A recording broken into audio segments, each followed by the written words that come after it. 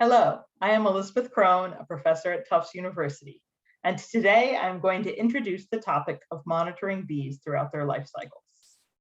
My interest in this area stems from the widespread use of planting patches of floral resources as a pollinator conservation measure. We know a lot about what makes different kinds of flower patches more or less likely to be used by bees, but we don't know a lot about how floral resources affect population viability of bees. This graph of the bumblebee life cycle illustrates the point that bees need different resources for different purposes at different times of the year. For example, foraging bumblebee workers are most conspicuous when colonies are large at the end of the summer. But bumblebees also need to forage in spring as solitary queens when populations are much smaller and harder to see. They also need nesting habitat throughout the spring and summer, which we know very little about. And finally, they need winter diapause habitat, about which we know almost nothing, even for the most widely studied bumblebee species. So although we know that planting flowers is good for pollinators, the question is whether planting for flowers for pollinators is sufficient for conservation. In other words, can planting flowers convert a growing population to a declining one? This question is not new. In fact, many of us teach about it in undergraduate ecology classes. But in ecology classes, the example is loggerhead sea turtles, not bumblebees. So to give you a little bit of context, sea turtles are in decline throughout the world. They spend most of their lives at sea, but they come to shore to lay their eggs in nests on sandy beaches. One of the most conspicuous impacts of humans is low survival of newly hatched sea turtles due to things like artificial light and recreational use of beaches. Therefore, many conservation groups organize volunteers to help baby sea turtles survive and find their way to the ocean.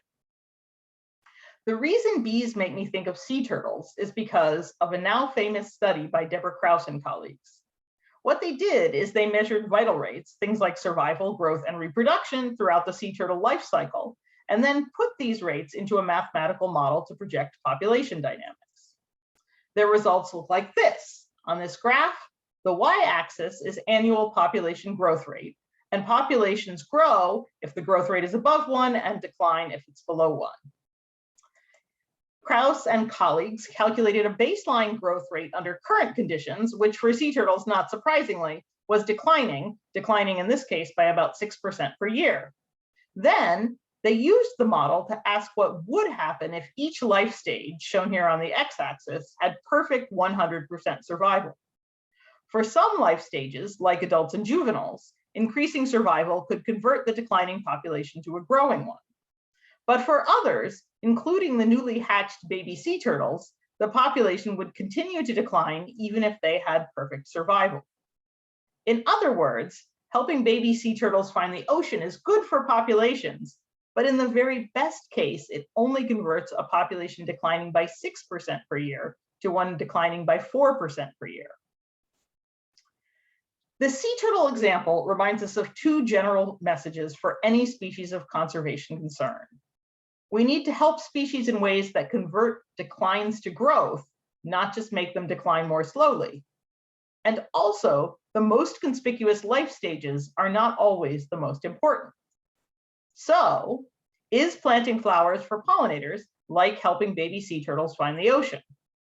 It could be an action that helps the most conspicuous life stage, meaning bees that forage at times of year when populations are largest, but possibly not help them enough to convert declines to growth. Ideally, we would have data throughout the life cycle to build these kinds of models for bees and then evaluate which aspects of the life cycle can reverse declines. For bumblebees, the life stages might be things like nesting habitat, spring forage, summer forage, and winter diapause habitat. But we don't know enough about their basic biology to build such models.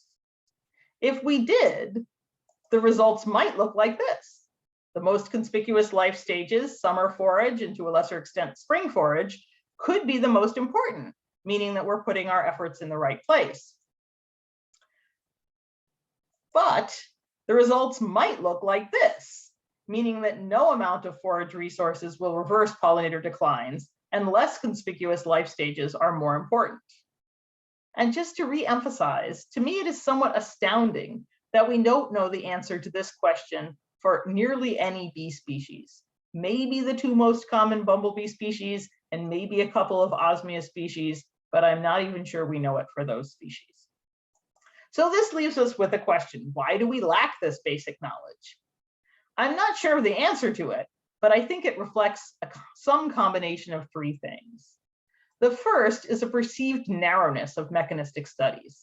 The kinds of data we had for sea turtles came from the equivalent of studying the biology of one or a few bee species at one or a few sites. This always makes me remember a conversation I had with Claire Kremen about 5 years ago, in which she referred to this kind of research as a sample size of one, meaning you're only looking at one species in one site in comparison to the kinds of things a lot of us do in community and landscape level studies. There's also a perception that it is too labor intensive to study bees throughout their life cycle. And I think also a perception, well, it's true that we can't identify all wild bees unless we can sample them lethally. And if you have to sample them lethally, it's hard to study them throughout their life cycle. But that doesn't mean we can't identify any bee species without killing them. So my students and I believe that if we can solve the perception that population level studies are too narrow, then we can overcome some of the more technical challenges. One way to ask general questions using single populations is to learn to frame questions using theoretical basis in ecology rather than simply empirical patterns. And if we can do it, these kinds of studies would fill critical knowledge gaps for at-risk species. They could reveal mechanisms behind community and landscape level patterns that a lot of us have studied. And we could reintegrate natural history with bee ecology and conservation, which I think would actually make a lot of us pretty happy.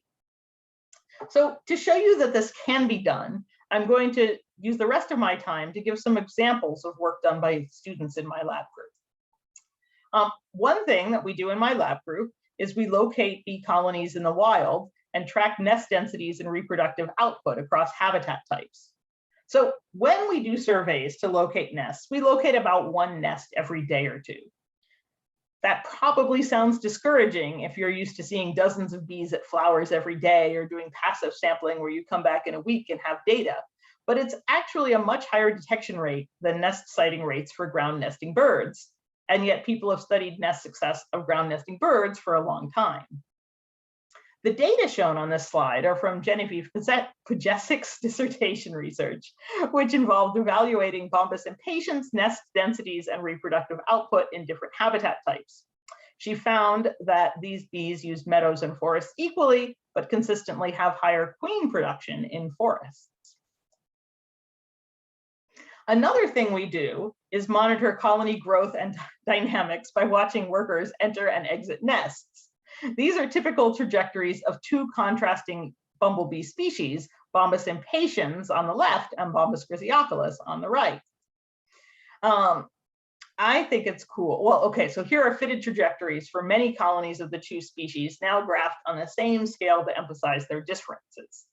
I think it's cool that these two species represent contrasting theoretical models of colony growth and social insects that have been around for a long time. Understanding these differences is going to be the basis for Sylvie Finn and other students' PhD research. Another thing we've done as a group is we, well, led by Genevieve Pujasic, have also been able to find bumblebees digging in for winter and fall and getting ready to hibernate. An interesting result here is that bumblebees in the wild have higher survival than we typically measure in lab studies. This kind of difference could change our assessment of the relative importance of winter versus summer habitat for population viability, meaning this difference between estimating very low survival over winter, like people have seen in the lab, and very high survival, like we saw in the field. Bumblebees are, of course, not the only bees, and they're not the only bees we can study. Nick Dorian, another PhD student in the lab, put together this list of 68 bumblebee species in the Northeast that can be identified through a combination of morphology, phenology, and habitat. These species are, of course, only a fraction of the 300 or more bee species that occur in our area, but they represent most of the bee phylogeny shown here And studying these 68 species would be a great start to understanding bees in the wild. Nick's own dissertation research is a study of dispersal and bet hedging in Calides validus, the blueberry cellophane bee. In other words, he wants to know how these bees distribute risk in space and time. Like many solitary bees, Calides validus is parsivoltine, which means that some bees emerge the year after they're born and others emerge after 2 years. This helps them spread risk by averaging out fluctuations in weather. Nick is also working with undergraduate students to study a first handful of the 68 bee species he's identified for study in the wild. So here, for example, are data from Chloe Markovitz, an undergraduate who is studying movement and survival of Agapostemon virescens, the common sweat bee, in gardens on the Tufts University campus. And you can see that we get enough recaptures to estimate basic vital rates like survival at different times of year. So in closing, I want to bring it back to monitoring by encouraging you to remember that monitoring is not only counting bees in communities. To fill key knowledge gaps, we also need to monitor vital rates throughout the life cycle for at least some focal species. Most of the methods we use to do this in the Crone lab are not rocket science. It's more like old school field biology in a theoretical framework. And I think there is so much interest in bee conservation that if we can do this as like the bee wing of my bee and butterfly conservation lab group, I'm sure that this larger group can make a big dent in it as a community. So in closing, thanks to my lab group for inspiring many of my ideas about insect conservation and monitoring, to everyone who's provided us with field sites and financial resources, and of course, thanks to all of you for listening.